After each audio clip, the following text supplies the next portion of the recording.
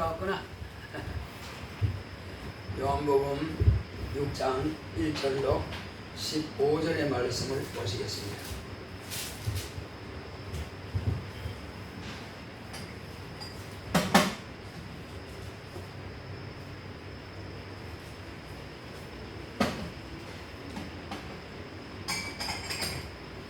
요한복음 6장 1절로 15절.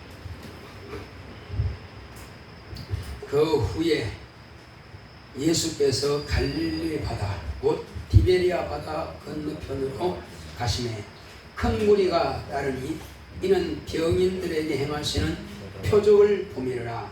예수께서 산에 오르사 제자들과 함께 거기 앉으시니 마침 유대인의 명절인 유월절이 가까운지라. 예수께서 눈을 들어 큰 무리가 자기에게로 오는 것을 보시고 빌립에게 이르시되 우리가 어디서 떡을 사서 이 사람들로 먹게 하겠느냐 하시니 이렇게 말씀하시면 친히 어떻게 하실 것을 아시고 빌립을 시험코자 하시니라. 빌립이 대답하되 각 사람으로 조금씩 받게 할지라도 200데나리온의 떡이 부족하리이다. 제자 중 하나 곧 시몬 베드로의 형제 안드레가 예수께 여짜오되 여기 한 아이가 있어 보리떡 5개와 물고기 2마리를 가졌나이다. 그러나 그것이 이 많은 사람에게 얼마나 되겠사옵나이까. 예수께서 가라사대 이 사람들로 앉게 하라 하신데 그곳에 잔디가 많은지라. 사람들이 앉으니 수요가 5,000쯤 되더라. 예수께서 떡을 가져 축사하신 후에 앉은 자들에게 나누어 주시고 고기도 그렇게 저희의 원대로 주시다.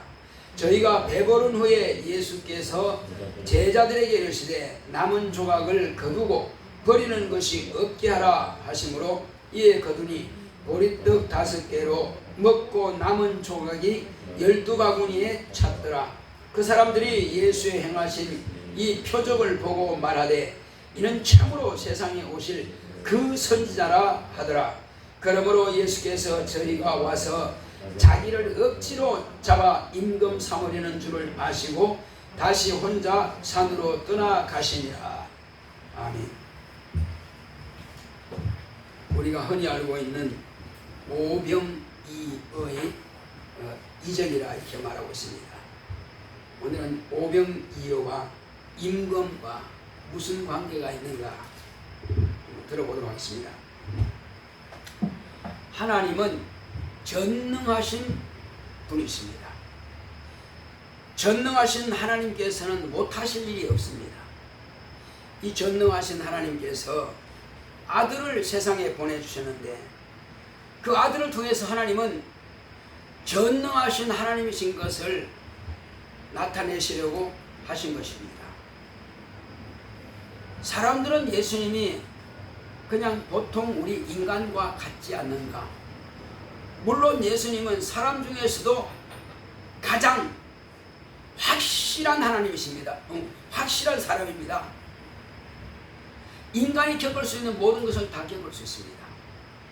그러나 죄는 없습니다. 예수님께서 이 땅에서 모진 가난과 모진 어려움과 이 모든 것들을 다 당하셨지만은 그분은 죄가 있어 당하신 것이 아닙니다. 그것은 저와 여러분들이 당해야 할 그 고난을 그분이 다 대신 진 겁니다. 그래서 우리가 예수님의 공생애 하면은 보통 30대 성령 받고 난 이후부터 이렇게 공생애를 생각하지만은 성경은 그 이전부터 가난도 담당하셨다라고 고린도후서 8장 9절에 이렇게 기록하고 있습니다.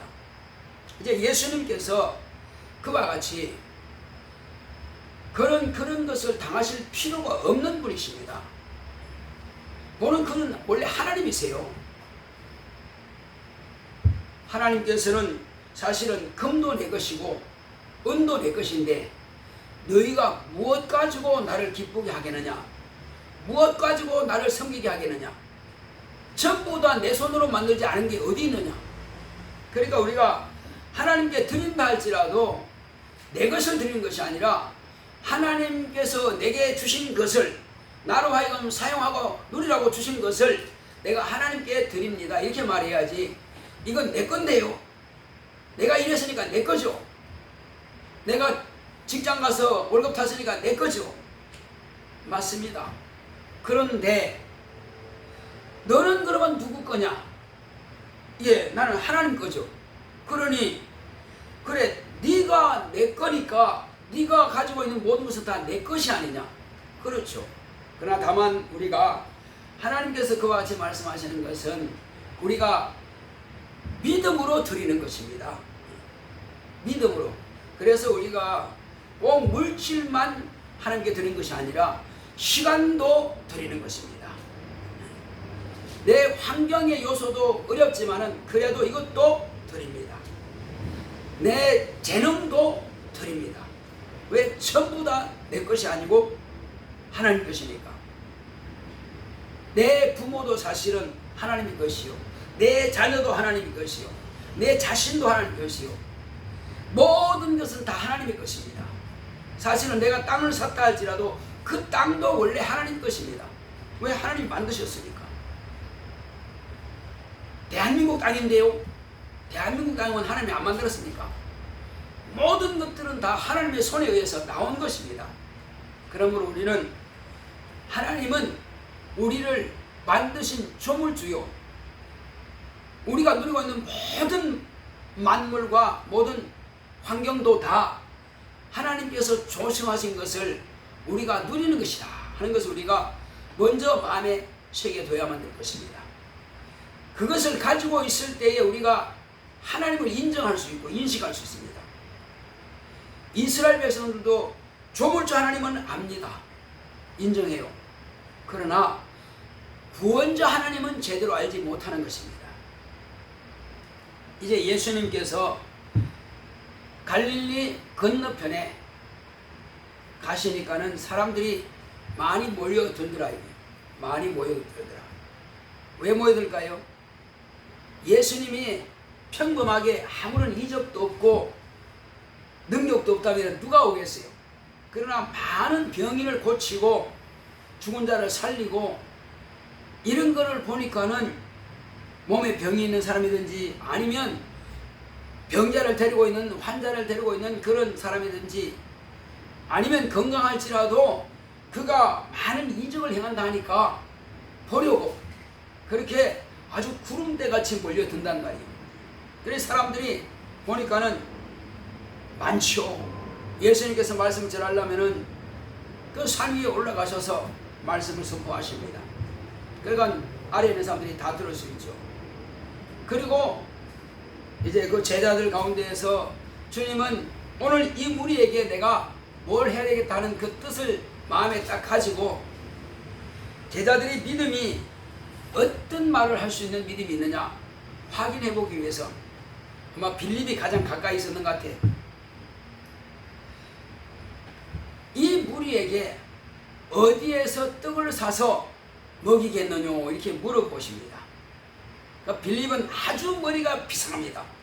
딱 계산하더니 200데나리온 가지고 떡을 사서 준다 할지라도 모자라겠습니다. 아주 머리가 비상해요. 잘 들어가죠. 그때 이 사람은 지금 어디 식당이라든지 빵을 파는 데 가든지 해서 이 사람들을 다 먹일 만한 곳이 없다는 것입니다. 아예 먹을 수가 있는 길이 없다는 것입니다. 자기 계산은 그렇단 말이에요. 자, 그런데 옆에 있던 시몬의 동생 안드레가 주여 여기 아이가 보리떡 5개하고 생선 2마리 가지고 있습니다. 그런데 이것 가지고 이 많은 사람들에게 얼마나 되겠습니까? 이 조각을 찢어가지고 준다는 이게 얼마나 되겠습니까? 그게 맛이나 볼 수 있겠습니까? 이 말이요. 얘 한 아이가 지금 먹으려고 도시락 싸온 건데 이걸 다 나눠줘봐야 그거 얼마나 되겠습니까? 근데 주님은 다 앉게 하라. 그래서 다른 성경에 보면은 50씩 100씩이라고 그랬어요. 그냥 아무렇게나 널브러져 앉아있는 것이 아니라 가로 50, 세로 100 이렇게 해서 50씩 100씩 하니까 딱 5,000명이라는 숫자가 딱 나오죠. 뭐 한 명 한 명 안 세워도 가로 세로 50줄 또 100줄 이렇게 하면 딱 5,000명이 나오는 겁니다. 자, 이렇게 해서 자리에 앉히고 이제 예수님께서 하나님께 기도하는 것입니다. 축사하시고 축복하시고 살에 감사하시고 이게 축사입니다. 귀신 쫓는 것만 축사가 아니고 이것은 하나님께 축복하시고 기도하고 그 다음에 감사하시고 그리고 이제 나눠주십니다. 다 나눠줬더니 아주 넉넉히 먹었습니다. 모두가 넉넉히 생선도 떡빵도 넉넉히 먹고 이제 남은 조각을 버리지 말고 다 거둬라 하셨더니 12광주리를 광주리를 차게 가득가득 거두었다는 것입니다. 자, 이것은 그러면 뭘 말하느냐? 그러면 과연 예수님 외에는 이런 먹을 것을 준 자가 아무도 없었느냐? 있습니다.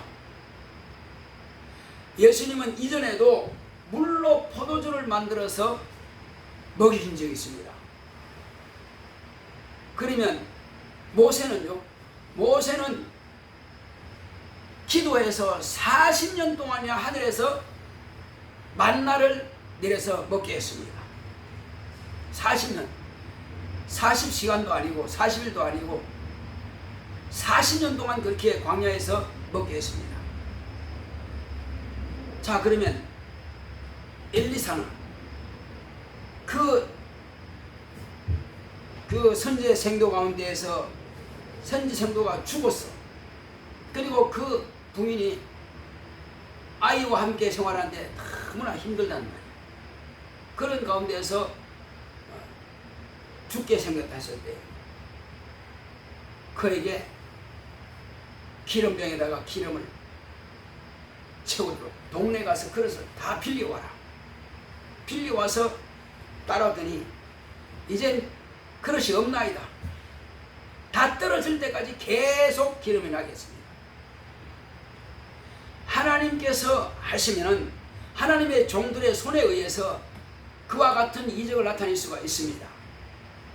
그러면 오늘 예수님께서 이와 같은 것을 단지 이들에게 먹이는 것만 위해서 했겠느냐? 물론 그럴 수도 있습니다. 왜? 예수님께서 하신 말씀이 지금 이들을 돌려보내게 되면은 가다가 줄여서 기진할 것이다. 기력이 다 소진해서 쓰러질 것이다. 이들은 지금 한 3, 4일 동안 걸어온 사람들이 있어. 3, 4일 동안 왔는데 여기서 우리가 먹여서 보내지 않는다면 가다가 길에서 기진하리라. 그래서 먹여서 보낸다는 그런 책임도 있습니다. 그러나 목적은 꼭 그것만 있는 것이 아닙니다. 모세가 기도해서 하늘로부터 내려오는 그 떡 만나를 그들이 40년 동안 먹었어도 다 죽었다고 주님께서 말씀하고 있습니다. 육체는 누구나 다 죽습니다. 육체를 말하는 게 아니에요. 하늘에서 내린 그 만나를 먹었어도 다 죽었거니와 이제 너희들은 하늘에서 참떡을 하나님께서 주실 것이다. 하늘에서 내려오는 그 참떡은 먹고 죽지 않는다. 하늘에서 주는 그 참떡은 먹고 죽지 않는다. 바로 내가 하늘에서 내려온 참떡이다. 이렇게 말씀하시는 겁니다. 지금 이 500년은 예수님께서 당신이 앞으로 어떻게 하실 것을 아시고 비유로 보여주시는 것입니다. 내가 너희들은 육체를 위해서도 먹인단 말이에요. 이후에 보게 되면 이런 말씀도 있습니다. 이제 예수님께서 거기서 제자들을 먼저 앞서 보내고, 당신은 산에 계시다가 사람들은 다 흩어지고 가고 제자들을 먼저 앞서 보냈어요. 어두워지니까. 그 사람들은 그걸 안단 말이에요. 주님이 남아서 사람들을 내보냅니다. 근데 배 한 척밖에 없었어요. 근데 그 다음날 봤더니, 가버나움 쪽에 가봤더니 여기 주님이 계시네. 아니 어떻게 오셨을까? 배는 한 척밖에 없는데 갈릴리 바다를 혼자 헤엄쳐가 온 것도 아닐 테고 참 신기하다. 그래서 주님께 와서 이제 사람들이 주님을 막 사모하고 그렇게 합니다. 그래서 주님께서 보시고, 너희가 지금 나를 찾는 까닭이 있다. 나를 찾는 까닭은 그 전에 어제 나를 통해서 너희들이 먹고 배부른 까닭이로다. 먹고 배부르니까 또 먹을 것이 있을까? 원래 공산주의 이론을 보면은 민중들은 배만 부르게 하면 좋다는 거예요. 그래서 그냥 막 나눠준다는 게 이게 사회주의 이론입니다. 그래서 예수님도 사회 개혁하려고 왔다고 이렇게들 그들은 말하고 있어요. 사회주의 학자들은. 예수님은 그런 일이 위해서 오신 분이 아니죠. 어쨌든 그들 가만히 보니까 예수님이 하신 말씀이, 너희들은 나를 지금 만나고자 하는 것은 먹고 배부른 까닭이다. 육체를 위해서 너희들이 왔단 말이에요. 이후에 보게 되면 이제 임금삼이라고 하고 있습니다. 15절에 보게 되면 이 임금삼은 것도 왜? 먹고 배부르니까 이분이 임금 되면은 먹는 데는 지장이 없겠구나. 그래서 억지로 임금을 삼으려고 하는 것입니다. 인간은 참 단순해요.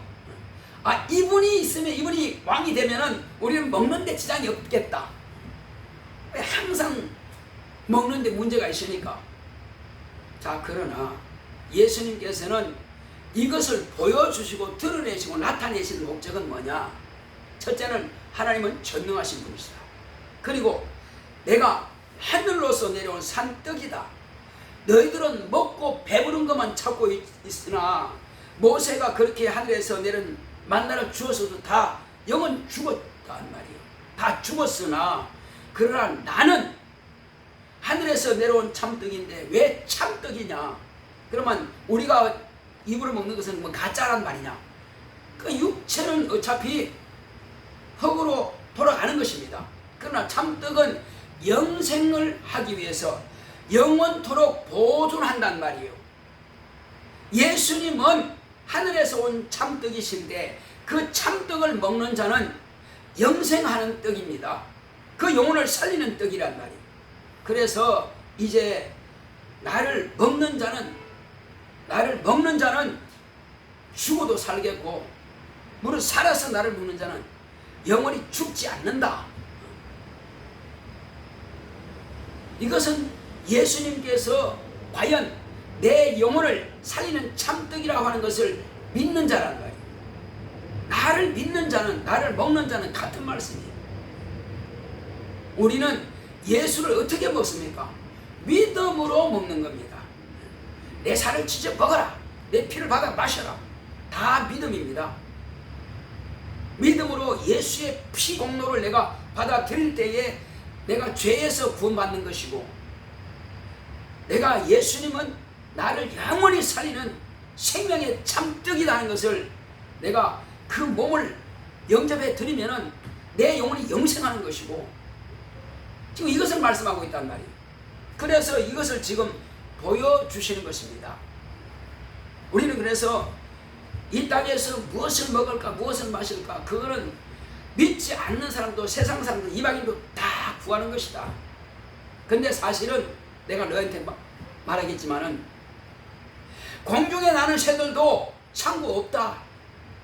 그런데 그 새들을 만드신 하나님께서 먹을 거 주지 않느냐? 까마귀든 비둘기든 참새든 다 먹을 거 주지 않느냐? 뭘 먹는 것 때문에 이게 근심하느냐?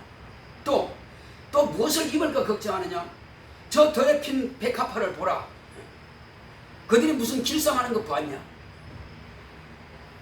그렇지만은 이렇게 아름답게 입히는, 아름다운 꽃으로 입히는 바로 이 하나님이 그렇게 입혀주지 않느냐.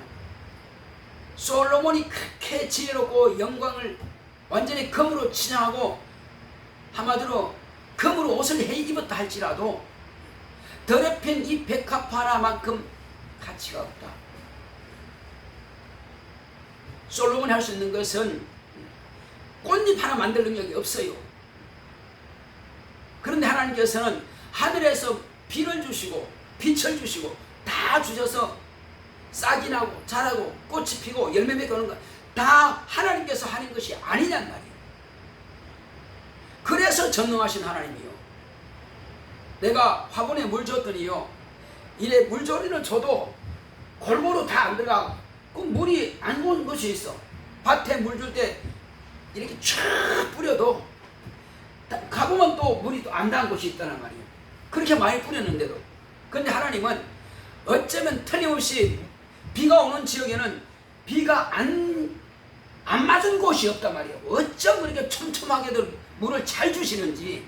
그러니까 아무리 작은 그런 풀이라도 다 넉넉히 하나님께서 물을 주셔서 자라게 하시는 거예요. 심지어는 자그마한 바위 틈에 있는 이끼도 하나님께서 넉넉히 주셔서 자라게 하신다는 거예요.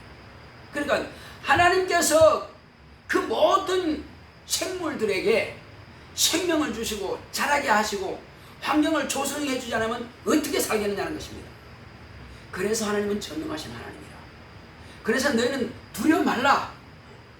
무엇을 먹을까, 무엇을 입을까, 어디에 살까 걱정하지 마라.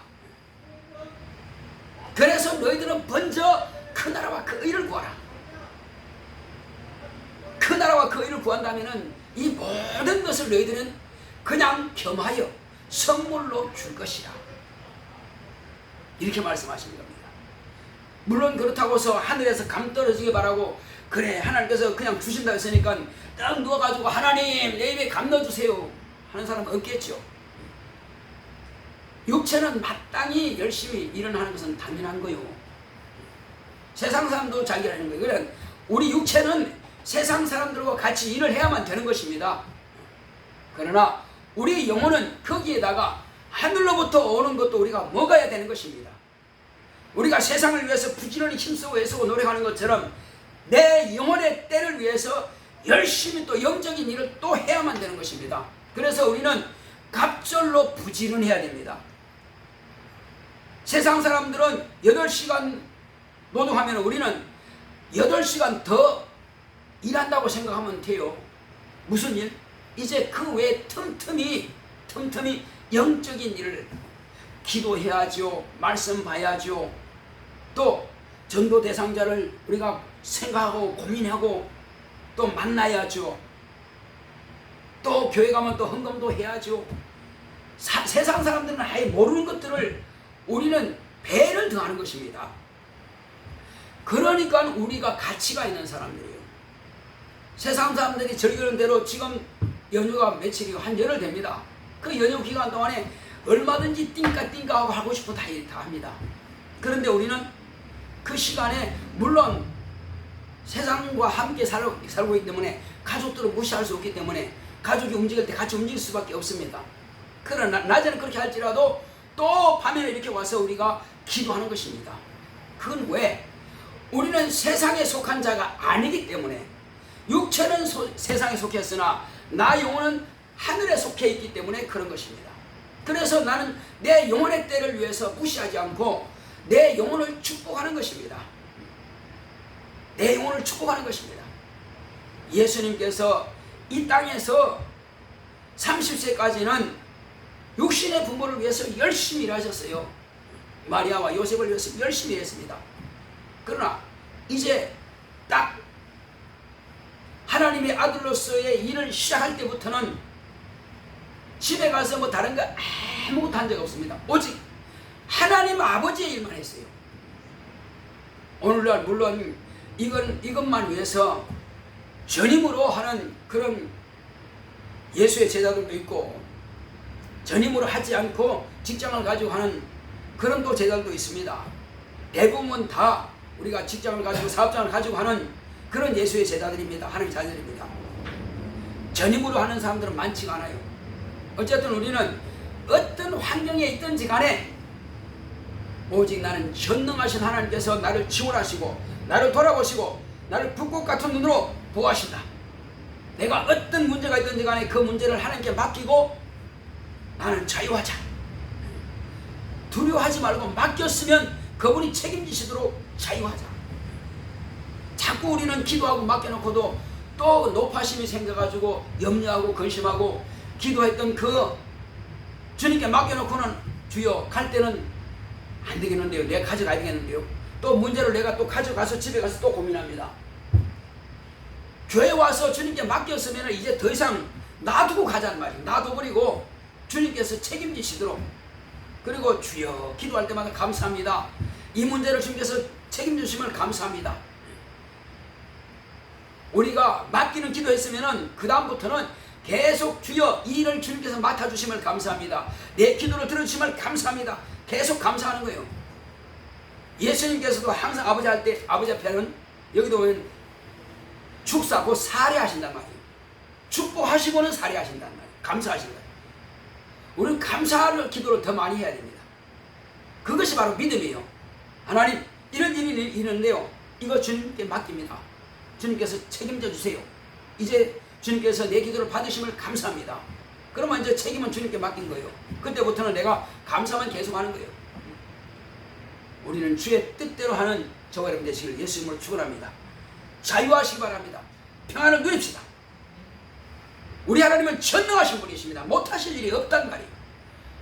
하늘에서 만나가 내리신 하나님께서 홍해를 갈르신 하나님께서 또 예수를 통해서 오병이의 이적을 나타내신 하나님께서 죽은 자를 살리신 하나님께서 병자를 고치고 귀신을 쫓아내시고 마귀를 심판하신 그 하나님께서 우리에게 무엇인들 못 주시겠어요? 그래서 오늘 이 밤에 우리는 또 기도할 제목들이 있습니다. 내가 지금까지 기도했으니 하나님 감사합니다. 이제 하나님께 맡기겠습니다.